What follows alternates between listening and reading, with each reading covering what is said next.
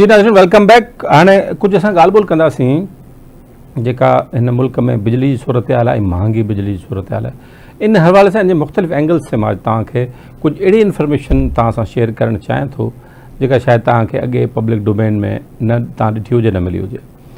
हिकिड़ो त मामिलो इहो आहे त पंजाब जी वज़ीर आला जेके आहिनि उन्हनि 200 खां 300 यूनिट वारनि लाइ 200 यूनिट वारनि लाइ फ्री सोलर प्लेट जो ऐलान कयो आहे ऐं 300 खां 500 यूनिट वारनि लाइ बिना व्याज जे या तमामु घटि व्याज ते बैंकुनि मां कर्ज़ ज़रिए सोलर सिस्टम लॻाइण जो ऐलान कयो आहे। इहो हिकिड़ो तमामु वॾो अंग आहे जंहिंसां माण्हुनि खे पंजाब में फ़ाइदो मिलंदो ऐं इहा हिकिड़ी सुठी स्कीम आहे मुंहिंजी नज़र में। ऐं इन सां ॿियो कुझु न त 6 कलाक ॾींहं जा 6 खां 8 कलाक मैक्सिमम तव्हांखे ॾींहं में फ़ाइदो मिली वेंदो ऐं तव्हांजो पखो हली वेंदा ऐं तव्हां वापडा ते न हूंदव, जेको मेन ग्रिड आहे उन ते न हूंदो, ऐं सोलर ते जेकर तव्हां जूं बेसिक शयूं आहिनि घर जूं उहे बहितर थी वेंदियूं। हाणे सिंधियुनि हिन जे भेट में छा ऐलान कयो आहे? सिंधियुनि जे भेट में बजट में ऐलान कयो त उहे 26 लख घरनि खे सोलर प्लेटूं ॾींदा ऐं उन जो 26 अरब रुपए जेको प्रोजेक्ट आहे उन ज़रिए ॾींदा। ऐं उन खां पोइ तवानाई वारा जेके असांजा वज़ीर आहिनि नासिर शाह साहिबु, उन्हनि जी तरफ़ां ऐलान थियो असां बि मिडिल क्लास जेके माण्हू आहिनि या ॿियो घटि यूनिट इस्तेमालु कंदड़ माण्हू आहिनि उन्हनि खे बिना व्याज जे या घटि व्याज जे कर्ज़ ॾींदासीं। हुन स्कीम पंजाब जा बि सिंध जा बि ॿिन्ही स्कीमनि जा डिटेल साम्हूं अची सघिया आहिनि। जेकॾहिं सिंध में बि मिसाल वठूं पाण, जेकॾहिं मिडिल क्लास खे ऐं घटि यूनिट इस्तेमालु कंदड़नि खे इहो मिले थो, इन छा हिन जो मॉडेलिटीज़ हूंदियूं, अञा ताईं हिन बारे में का शइ साम्हूं न आहे आई। ऐलान ज़रूरु थी विया आहिनि, बजट में बि ऐलान थी वियो आहे 26 लख माण्हुनि खे सोलर सिस्टम 26 अरब रुपयनि सां, जो मक़सदु आहे लॻभॻि 10,000 रुपयनि जो सोलर सिस्टम मिलंदो। उनमें टैक्स वग़ैरह बि तव्हां लॻाए छॾियो त ऐं ठेकेदार जो मार्जिन बि लॻाए छॾियो त इहा प्लेट वञी 5-6 हज़ार जी हिकिड़ी नंढी प्लेट हिकिड़े घर खे मिलंदी, जंहिंसां हिकिड़ो पखो ऐं बत्ती हली सघे थो। इहा बि सुठी ॻाल्हि आहे, इहा बि बहितरु आहे। 300 यूनिट वारो मामिलो अञा ताईं जेको चयो त असां फ्री ॾींदासीं या हुन में का सब्सिडाइज़ कंदासीं असांजे कंज़्यूमर्स खे, उहो मामिलो हाणे अॻे थींदो नज़र न पियो अचे। उहो फ़िलहालु जेको आहे हुन ते वर्किंग थिए पई, पर हीअ बि जेकॾहिं सोलर वारो सिस्टम बि माण्हुनि खे मिली थो वञे ऐं वरी मिडिल क्लास खे मिले थो, काफ़ी रिलीफ मिलंदो। पर ओवरऑल मसइलो पाकिस्तान जो ईअं ई रहंदो। हाणे मां तव्हांखे कुझु हिकिड़ो चार्ट तव्हांजे साम्हूं पेश कयां थो जेको तमामु इंट्रस्टिंग चार्ट आहे। चार्ट उहो ईअं आहे त पाकिस्तान में हिन वक़्तु जेके 300 यूनिट इस्तेमालु कनि, टोटल जेके पाकिस्तान में कंज़्यूमर्स आहिनि, वापेदार आहिनि बिजली जा, उहो 2 करोड़ 96 लॻभॻि 3 करोड़ वापेदार असां वटि मौजूदु आहिनि। जंहिंमां जेके AC नथा इस्तेमालु कनि ऐं जंहिंजा यूनिट 1 खां 300 ताईं अचे थो, उहे 2 करोड़ 76 लख आहिनि। बाक़ी बचा तव्हांजा 24 लख जेके कंज़्यूमर्स आहिनि उहे 1 AC 2 AC 3 AC 4 AC वग़ैरह वग़ैरह हलाइनि था। ऐं उन्हनि जा यूनिट जेके आहिनि 300 खां मथे वरी 500 700 800 2,500 यूनिट ताईं उन जा घर जा हलनि था या कमर्शियल हलनि था। त उन्हनि जो अंग जेको आहे पाकिस्तान में 24 लख आहे।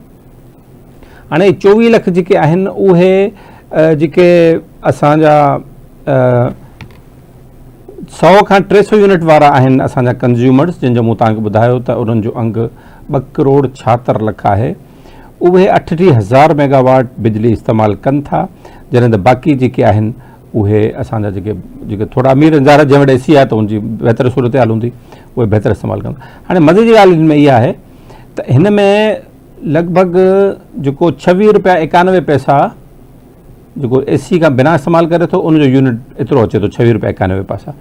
बाक़ी जेके आहिनि उहे 47 रुपए खां वेंदे 53 रुपए 32 पैसे ताईं AC पंहिंजो हलाइनि था, पर यूनिट जा पैसा उहे ॾियनि था।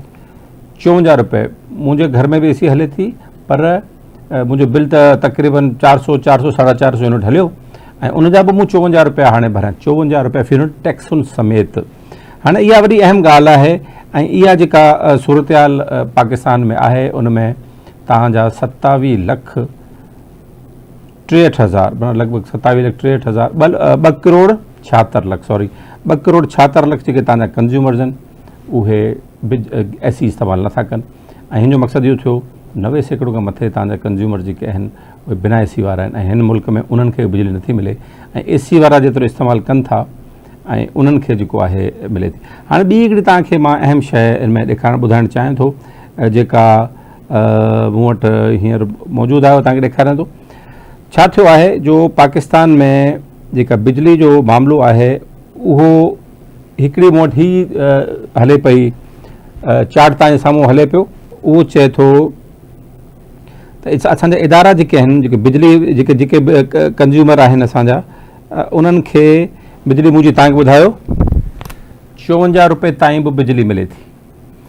बिजली जी ख़रीद जेका आहे उहा 27 रुपया आहे हिन महिल ताईं। हाणे उन्हनि उनजो रेट वधाए छॾियो आहे, 35 रुपए त करे छॾियो आहे, पर हिननि खे बिजली, मां अॼोकी तारीख़ में तव्हांखे ॿुधायां पियो, 27 तारीख़ ते हिननि बिजली कंपनियुनि खे NTDC खे बिजली पवे थी ऐं उहो विकिरो कनि था, टैक्स वग़ैरह लॻाए 54 रुपए ताईं बि विकिरो थिए थी। फ़र्क़ु आहे तमामु घणो, उनमें टैक्स लॻंदा 40% तक़रीबन 50% टैक्स लॻे थो, तव्हांजो बिल तंहिंजे करे इहो वधे थो। टैक्स ऐं जेके बि फ्यूल चार्जिस आहिनि, कंपनियुनि जो जेका मिसमैनेजमेंट आहे कंपनियुनि जी, एस्कोस जी, डिस्कोस जी, हेस्को जी, सेप्को जी, इन्हनि सभिनी जी जेको मामिलो आहे उहे असांखे भरणा पवंदा पैसा। हाणे इहा आहे हिन जी सूरत हाल। इन ते मूं वटि काफ़ी डिटेल बि आहे त कीअं ही कंपनियूं पंहिंजनि माण्हुनि खे जेको आहे कीअं फुरीन थियूं। मां लफ़्ज़ इस्तेमालु कयां थो, फुरीन इन करे थियूं। 27 रुपए दुनिया जो कहिड़ो बिज़नेस आहे 27 रुपए में तव्हां बिजली वठी 54 रुपए में ॾियो था, हुकूमत समेत शामिल आहिनि, कंपनियूं हुकूमत हिकिड़ी ॻाल्हि आहिनि, डबल ते तव्हां विकिरो कयो था। आहे किथे प्रॉफिट दुनिया में एतिरो?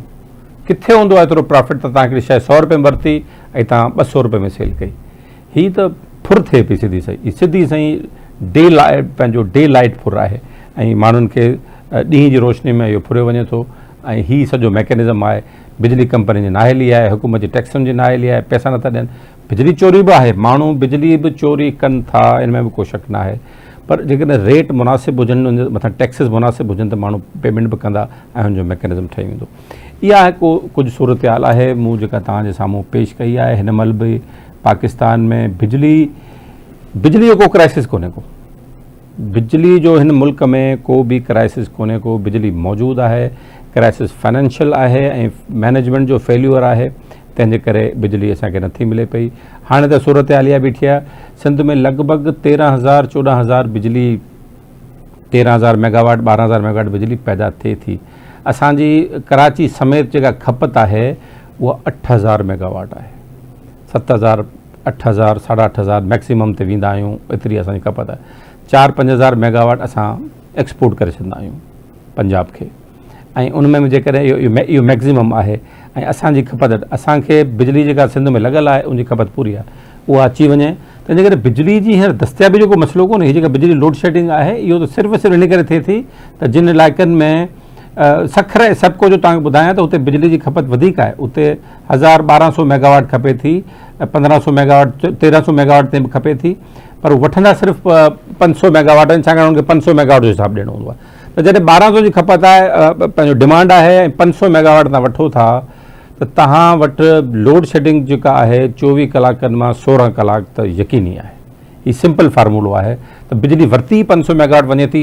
सेप्को जेको सखर ऐं इन इलाइक़नि में घुर्ज आहे उहा 1,000-1,200 मेगावाट 800-900 बि आहे, पर उहो डिपेंड करे थो टाइम जे मथां, पर वठंदा 400-500-600 वठनि था, जीअं हुनजो हू पैसा पूरा ॾेई सघनि। बाक़ी जा पैसा हुन वटि आहिनि ई कोन, तंहिंजे करे बिजली उते चोरी थिए थी, गुम थिए थी। हिननि जी नाहेली आहे, उहो तव्हांखे 12 कलाक 15 कलाक 16 कलाक बिजली मिलंदी ई न। वॾी सिंपल इहो फार्मूला आहे। हेस्को जी बि इहा सूरत हाल आहे, बिजली चोरी घणी आहे, उन्हनि जो त घुर्ज वधीक आहे, सप्लाई वधीक आहे, उन्हनि जी बहितर आहे कुझु। हीअ त कंपनियुनि जो मामिलो आहे, तंहिंजे करे जो बिजली जी जेका सूरत हाल पाकिस्तान में आहे हुनजो जेको क्राइसिस आहे, मौसम कुझु बहितर थिए त शयूं, गर्मी घटि थिए त हुनजी घुर्ज घटि थी सघनि। तमामु घणा AC तमामु घणा हलनि था, तमामु घणियूं बिजली जी खपत ॾींहं धारे थिए थी, चोरी बि तमामु घणी आहे, तंहिंजे करे मसइला हलनि पिया। जंहिंजे करे सिंध जी बहिराड़ी ॾुखियाई जी सूरत हाल में आहे, ऐं ॾुखियाई बि अहिड़ी जो कारोबार खे अफेक्ट थियो आहे। नंढियूं फैक्ट्रियूं, दुकान, कमर्शियल बिज़नेस, ज़री जेके बि ट्यूबवेल आहिनि या ॿिया मामला आहिनि, उन्हनि खे तमामु घणो इम्पैक्ट थियो आहे, ऐं उनजे करे असांजी जेका बहिराड़े जी मईशत आहे उहा वहंदी वञे पई। इहो सिर्फ़ु बिजली जी दस्तियाबी करे। सोलर वधि घरनि खे हलाए सघंदो, थोरो घणो हल्के फुल्के बिज़नेस खे हलाए सघंदो, पर ॿी इंसान कमर्शियल एक्टिविटी वॾे पैमाने ते आहे उहा नथी थी सघे। इहा सूरत हाल आहे। इहा तव्हांजे साम्हूं मूं सोचियो त कुझु फिगर्स अंग अखर तव्हांजे साम्हूं पेश कनि। वरी आख़िर में ॿुधाईंदुसि 27 रुपए में बिजली वरिती वञे थी, 54 रुपए ताईं माण्हुनि खे ॾिनी वञे थी टैक्स लॻाए 100 रुपए ते 100 रुपयो। मोहसिन बबर खे जेके प्रोग्राम इजाज़त ॾींदा। सदाईं गॾु।